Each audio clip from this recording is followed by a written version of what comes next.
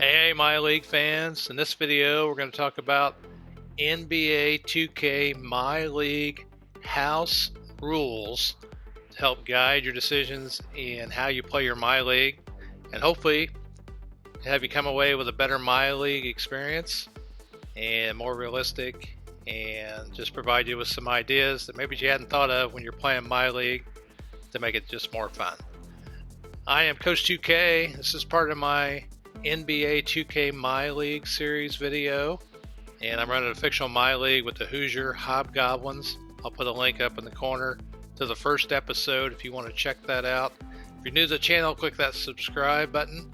Click the bell to get notified whenever I upload anything new so you don't miss a single episode that I put out or other NBA 2K video like this that I might put up.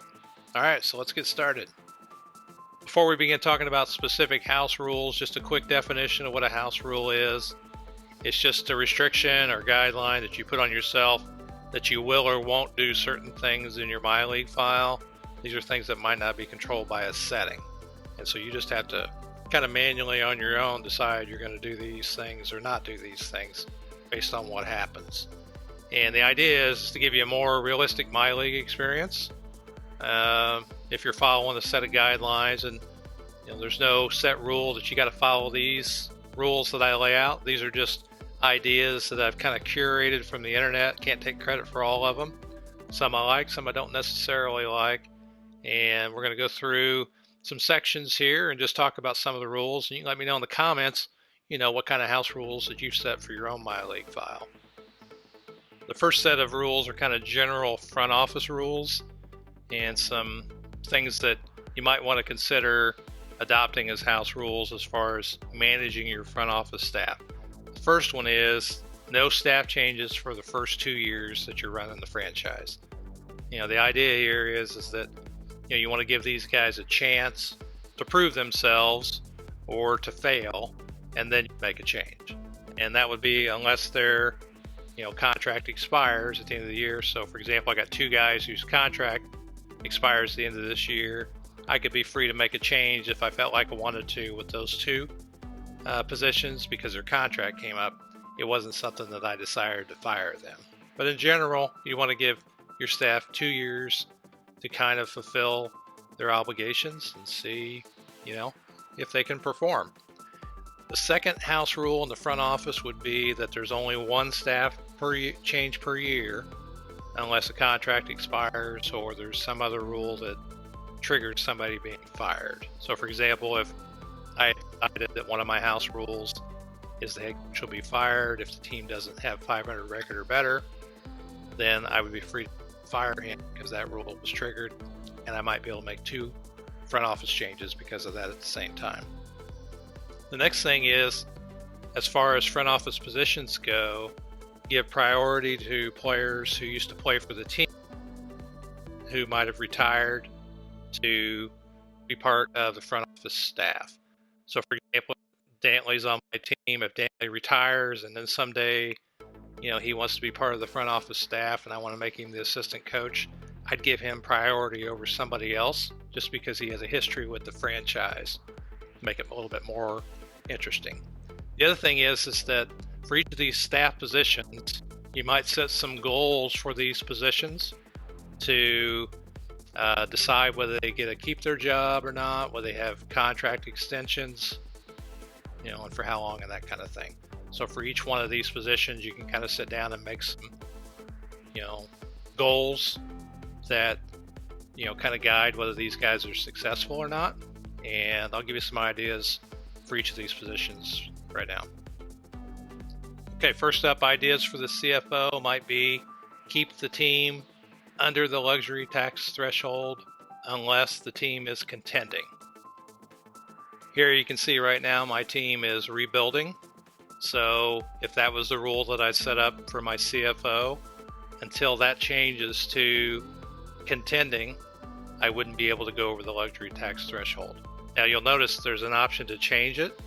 And so under that scenario, you'd want to leave that on an automatic change. You'll notice if I hit triangle here and I want to change it to contending, it asks me if I want to and automatic changes until the end of the season. So I'm not going to do that. That means this will change automatically, and then as CFO, I'll kind of have to adhere to whatever my team status is in terms of, the luxury tax threshold. A couple other things for the CFO might be that you want the CFO to use team options instead of player options. And, unless the player is a significant player, and that's the only way you can get him on the team, that you'll lean on offering players team options wherever possible instead of player options, because team options give your team a lot more flexibility when it comes to the salary cap, and it's more beneficial to the team to do it that way. You could also come up with some ways for the CFO to lose their job. So for example, you could kind of consider the CFO to be the president of basketball operations, and if the team doesn't win a championship within 10 years of the CFO being on the job, that the CFO will be let go. And you could also say if the team doesn't make the playoffs over 5 years, the CFO could go. So you could create some conditions where the CFO gets fired based on certain criteria like that. Next up would be the assistant GM, and the assistant GM, maybe their role would be that they're the first in line, take top priority to replace the CFO if the CFO would get fired. So can't think of much else to see if the assistant GM would be responsible for.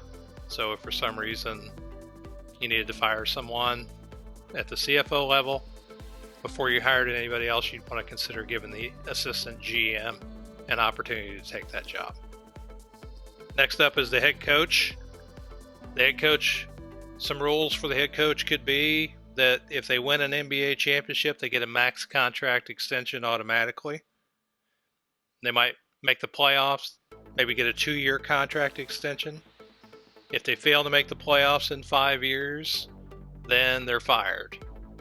If they don't get their team over 500, they're fired. If they fail to get deeper in the playoffs 3 consecutive years, then they get fired. You could also have some other goals for them, like that don't result in hiring or firing, like maybe they want to win Coach of the Year. Maybe they coach the All-Star team. So those are some objectives you could set for your coach, and you could kind of see if you can get the coach to, reach those goals that you've got set up. You could also make your head coach more responsible for certain things that are decided on your team. Like one thing I do is one of my house rules is whatever the suggested minutes are, that's how many minutes those players play. And I kind of decide who's going to actually be starting and who's going to come off the bench in what order, but I set the minutes here at whatever the coach suggests. Now, I do make exceptions from time to time. For example, Garnett was getting unhappy, so I swapped his minutes with Berzin's in order to get Garnett some playing time, just to keep his chemistry from tanking too much. But in general, whatever the minutes say, those are the minutes you go by. And you could also do things like for your head coach, the coach calls all the plays on the floor. So you can have it on auto play calling, auto sub. That way the head coach takes more responsibility in the wins and losses in the team, and you can kind of have reasons to keep him, reasons to fire him. Another thing you can make the coach responsible for is the team chemistry. So if team chemistry falls below a certain number, like 60%, then the coach is fired. So you can see my team chemistry is 77% right now. So if that was one of my rules, head coach would be safe. He wouldn't have to be fired because he's not doing a good job with team chemistry. Okay, for the assistant's coach, just like for the assistant GM, the assistant coach takes top priority to replace the head coach if the head coach has to be fired. So if the head coach is fired, the first place you want to look is your assistant coach and give that assistant coach a chance to coach the team and see if they can do any better. Give them a certain amount of time to do that. For the head scout, here's some things that you could consider doing. You could let the head scout handle all the scouting automatically. So you'll notice under the MyLeague automation, you can set some things to auto or manual. So you can do things like draft combine, pre-draft workout, and prospect scouting, you can set those to auto, and then that stuff will be handled by your head scout. Then you could decide certain things, like if the team drafts a player that's named to an all-NBA, all-rookie, or all-defensive team during his rookie year, he gets an automatic extension. Maybe if the team drafts a player named Rookie of the Year, he gets an extension. If a team drafts a player named regular season or finals MVP, then during his rookie contract, then he gets an extension. But he could also be fired if the team drafts a player that's a bust. So if the head scout finds you good talent, he gets to keep his job. If he's not doing a good job in that area, then you fire the head scout. I kind of like putting scouting on automatic for one of my own house rules. I guess because I just want to kind of see what happens. Now, in the end, we'd still be deciding who to draft, but as far as who to scout and who the scout recommends that we draft, then we're going to leave that up to the head scout in my MyLeague file, for example. The last front office staff position is the trainer, and so obviously the trainer's job is to keep the team healthy. So if the trainer keeps the team healthy and the team's healthy for most of the year, you don't have any major injuries, team gets to the playoffs healthy and makes it to the playoffs without any injuries, then the trainer gets to keep his job. If a player has a season-ending injury, then maybe the trainer loses his job or doesn't get his contract renewed. Maybe if at any one time, if 4 or more players are injured at one time, that's the trainer's fault. You could fire the trainer immediately if that happened and hire another trainer. So those are just some ideas that you might consider for the trainer and for all of the front office positions, to kind of set your own guidelines or rules there to help you guide your decisions when it comes to front office staff. The one that I like the most basically is giving these guys a chance to prove themselves without just coming in and just firing people trying to get A+ grades just because you can do it. Next area for some house rules is in contract extensions. So in contract extensions, you're going to see that there's a status of what each player is thinking about how they want to, whether they want to sign an extension with your team or not. So you'll see things like undecided, will resign, ineligible, or you might see test free agency. So if you see those items there, that gives you a clue of what those players are thinking. So if you see a player that says will resign, that's a player that you want to sign that player as soon as you can and get that contract out of the way before the trade deadline. If you see a player that says undecided or says test free agency, those you have to look at their contracts. Like in Dantley's case, if I don't sign him by the trade deadline, then a little later the contract extension deadline comes by, and if he doesn't decide it by the contract extension deadline and we don't agree to terms before that date, then at the end of the year he could just go to another team and I'll get nothing. So rather than wait till the contract deadline, then what I'm going to do is, if Dantley hasn't decided whether he wants to re-sign with the team by the trade deadline, then I'm going to look seriously at trading Dantley unless I can feel pretty certain that I'm going to get him back. So if it says test free agency, sometimes they might have a player option, and if they have a player option, they might want to test free agency to see if they can get more money than what you're going to give them, and if not, they may come back and re-sign with you anyway. The other thing that, as far as contract extensions go, whenever possible, we want to use team options. So like in the case of Bayo here, when I want to re-sign him, I can sign him, in this case, for a max of 2 years. I'm not sure why it's only 2 years, but it is. I can give him straight 2-year contract, or I can decide to give him a 1-year deal with a 1-year team option. And that gives me a lot more flexibility to decide if I want to keep Bayo. If for some reason in the first year of that 2-year deal he decided that he didn't play very well, then I don't have to re-sign him because I got an option to do that in the second year. Where if this was just a 2-year deal, I'd be in a situation where I'd have to pay him. So whenever possible, I'm going to offer team options instead of full contracts. And of course, unless that's the only way the player will agree is if I give him a contract of just straight 2 years. But you'll notice here that in the case of Bayo, whether I give him a 2-year deal or I give him a 1-year deal with a team option, his interest in signing with the team is no different. So it didn't change anything. He's going to sign that contract either way. And that is important because it gives you a lot more flexibility in your salary cap. Next up are trades. So this is going to be kind of a lengthy area because it's probably one of the most, I suppose, easily manipulated areas of the game.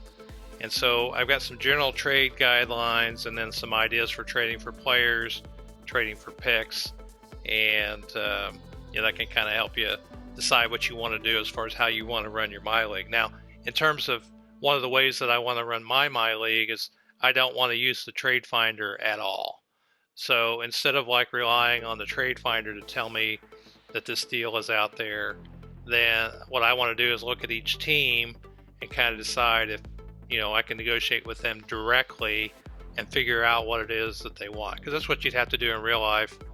And so instead of leaning on the trade finder, I'm going to try and just negotiate directly with the teams. Now, if you're new to MyLeague and you want to use the trade finder to get used to how trades work and how players can be brought together in trades, certainly nothing wrong with that. It's just an idea to not use the trade finder. Now, some other things that we might consider here in terms of trades are other things like this. So, and that's to put a trade restriction on the type of player that you'll trade for. So in this case, for example, Ben Mitchell is in the first year of his rookie contract. And so it's unlikely that a team would trade their rookie, particularly if they were drafted as a lottery pick. So, one thing you could do is if a player was drafted in the lottery pick which is the top 15 teams in the league, that if they were drafted in the lottery in the previous 2 years of the draft, that you could just decide you're not gonna trade for that kind of player. Now, in my case, it's a fictional MyLeague. We haven't had a draft, so that's why it says undrafted. I got a little more flexibility, but I might say something like, I'm not going to draft a guy in the first 2 years of his rookie contract. Another thing I want to make use of is the rumor mill. So if there's a superstar player in the league, maybe over 85 or 90 rated overall, maybe that player isn't tradable unless they show up in the rumor mill.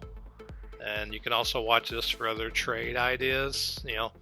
Players that might be unhappy where they are, maybe they'll pop up in the rumor mill. So you'll want to kind of keep an eye on that over the course of your MyLeague to get some intel kind of into players that might be unhappy. And if they are superstars and they're certainly looking to get out of the team that they're in, and a rumor pops up, well, then you would want to start looking at making a player like that a deal for that kind of player, but otherwise you wouldn't. Now, in addition to using the rumor mill to kind of find ideas for trades, and of course looking at other teams' rosters to figure out what they might need and how to negotiate with them, you're going to get some offers from the CPU. And so those offers are certainly ones that you can accept if you decide you want to do that, but maybe what you might do is set a house rule that you're not going to accept any CPU trades before December the 15th. So you could turn CPU trade offers off until December 15th. But what I would do instead is just leave them on, and then you could just decline the trades till December 15th. That way you don't forget to turn it back on. Another thing that you might consider a house rule is putting a limit on the number of trades that you make each season. So you don't want to do an excessive number of trades. What's excessive? In the history of the league, teams typically trade on average 3 or 4 times a year. So you could say, well, I'll keep trades to 3 to 5 times a year. You could just say, I'm only going to make 3 trades in a season. So you can certainly put a limit, just no excessive trading, just trade after trade after trade to shorten the amount of time that it takes you to build a winner. That's kind of a shortcut just to be able to trade relentlessly. as part of your house rules for trades, you'd want to make sure that you leave the trade deadline on, that the recently signed, traded, and rookie signing restrictions are on, so that this will prevent you from continually recycling trades, just flipping players, which is all that you'd be doing there, which is not unheard of, but it's kind of unusual in the league, and it does affect your chemistry a little bit. You want to leave your trade rules on, the step-in rule, the trade override. You don't want to be able to override a CPU team. It kind of takes out the role of the CPU. The CPU trade offers, you want those to be coming in so you can see, and you want the CPU to be able to trade amongst itself. And some people don't like to have the CPU be able to trade. They're afraid the CPU is going to make some weird trades that may or may not happen, but for now I've got it off. And so those are some things you want to make sure that as part of your house rules, that you kind of abide by the settings that prevent you from manipulating the trading aspect of the game more often than you should. That goes back to that excessive trading. Next, as far as trades are concerned, the top players in the league, the highly rated players, in order to trade for those kind of players, maybe rated over 85 and up, you probably ought to make sure that you have to give away certain things in order for that trade to be something that you'll do. So, for example, if I really like Danielle Woolridge, I'd love to have him on my team, but in order to get him, maybe I've got to make sure 3 or 4 things are included in an offer. Things like I've got to offer a high potential young player, a player rated between 80 and 85. Maybe I need to give up a lottery pick and a second rounder, or maybe I've got to give up a future first round pick in addition to trading, the other player. So maybe I got to do 3 of those 4 things. The deal like this, I think it's almost goes without saying, you're going to have to trade some draft picks and some first round ones. In order to get a quality player like this, you're going to have to give up quite a bit. And even if the CPU allowed you to give up less, you'd want to make sure you still gave up what you felt your house rules decided you should have to get a player of this caliber. Okay, so the next area of house rules are in the area of clearing cap space by trading players with big contracts, or contracts that you want to get rid of to clear cap space. So you're going to want to have some house rules to kind of govern that, because you could probably sucker some teams into taking those contracts, and you're going to need to give up some things in order to do that. So maybe if I wanted to trade the Juker, I'd also have to maybe give up a first round draft pick, or a first round draft pick plus a second rounder, or I'd have to give away a high potential player, or maybe another player that's rated over 84, maybe a starter quality player. So those are some things that you'll want to include in your negotiations with those other teams, so that way there's some incentive for them to take that large contract other than them just taking the contract. So the same would go for trading for picks. So, obviously a team is not necessarily going to give up a first rounder. I'm sure you can sucker the teams into doing that, especially if you're using the trade finder. But maybe if you're going to get a top pick in the draft, a lottery pick, you're going to have to include some things in order to trade for that draft pick, like a top 15 draft pick that you've had in a prior draft, lottery pick that's under the age of 22, maybe a starting player, maybe a protected future first round pick, or maybe 2 second round picks, or a combination of some of those things, so that you just aren't giving suckering CPU teams out of their picks. You actually have to give some stuff up. Then another area in terms of trading for picks might be some house rules that govern how you're going to maybe consider trading up in the draft. So for example, I have right now projected to have the 24th pick in the upcoming draft. And if I wanted to trade up to number 1, so I could get the projected number 1 pick here, I'd have to give up certain things too. Like maybe I'd have to give a first or second round pick for that draft.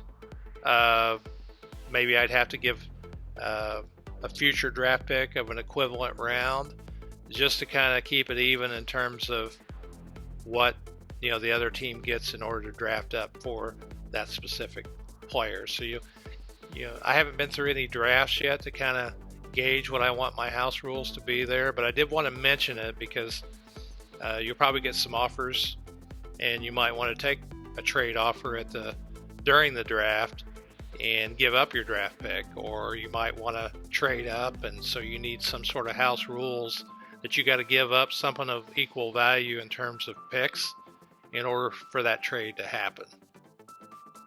And then another thing I wanted to mention about trading with other teams is you want to look at their team status to kind of see what their team status is and what kind of deals they're looking for. So for example, if I wanted to trade with the Doppelgangers, they're looking for prospects or draft picks. They don't want aging veterans, unless they're in their last year of their contract. So it wouldn't make sense for me to trade the Juker to this team who's, got that huge contract and he's an aging veteran. They would more likely be interested in my first round draft pick. And so I might be able to get somebody off of that team. If somebody is buying, maybe they might want to take the Juker because they're looking for players that can help them right now. And that might be a better team for me to consider working with to try and dump that salary on. So you want to look at the team status, whether they're contending, buying, selling, or rebuilding, and look at what the status says, and that will give you some idea of kind of the house rule you need to follow in dealing with that team. It occurred to me I should also mention that it might make sense to find trading partners, if not outside your division and outside your conference for sure, so that you're not competing against that player to win a division title or a conference title. So it might make more sense to work with a team that's out west if I want to find a trading partner, because I only got to play that team a couple times a year, and then maybe only in the finals if we get that far. So whenever possible, avoid trading within your division rival. So I'm not saying you wouldn't want to do it sometimes if there's a player that you really want, but in general, I would always look to trade with the opposite conference and certainly out of my division, so that I'm not playing that previous player, especially like Dantley. I wouldn't want to trade Dantley to the Demons. The guy's 25 years old. I'm going to be facing that guy for many years. I don't want to see him multiple times a year. At least if I send him out west, if I had to do that, I only got to see him a couple times. All right, the next set of rules I kind of wanted to talk about are governing free agency. Now, I really like some ideas that I found here in terms of how to handle free agency, and so I want to share those with you. So like, let's say Freeman Gentry here, let's say I wanted him to play small forward for us. He's on an expiring deal. If he doesn't re-sign by the contract deadline, he'll be a free agent this year. I could maybe try and get a trade for him before the trade deadline, or if nothing happens and at the end of the year he's available during free agency, then he might be somebody that I might want to get to come to me. Now, the problem that free agency has inside of a MyLeague is, for example, in a real life MyLeague, I noticed that Kevin Durant a lot of times would go to the Indiana Pacers. However, in real life, I know Kevin Durant will never come to the Indiana Pacers. So there has to be some way to kind of deal with that situation without making it city specific.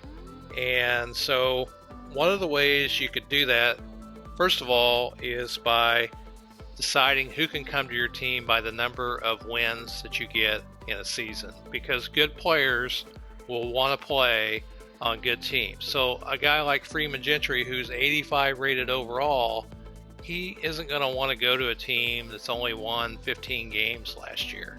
So if you put some sort of house rule or restriction in that you can only sign certain levels of players based on how many wins you had in the prior season, that season before free agency, I think that makes a lot more sense in terms of how to approach it. So one thing you could do is say if you win 25 games, the max free agent you can draw to your team is a 72 rated free agent or below.